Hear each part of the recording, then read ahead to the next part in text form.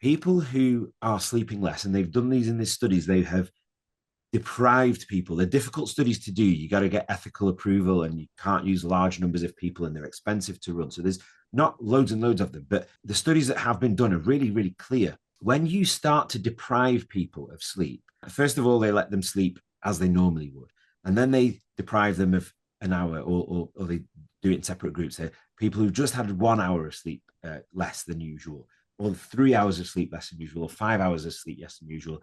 And for a very short time, you can deprive people of sleep completely. And the pattern is very, very clear. As you deprive people of sleep, the more and more you deprive people of sleep, the worse and worse their performance becomes. And in fact, it falls off a cliff. It's not a straight line.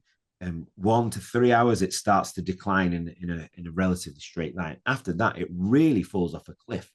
But what doesn't fall off a cliff is their perception of how they're doing. So even though as you deprive their sleep, their performance gets worse and worse, they think they are still performing well. And so that's where this belief comes from, I think, that actually I can function fine on 5 hours sleep.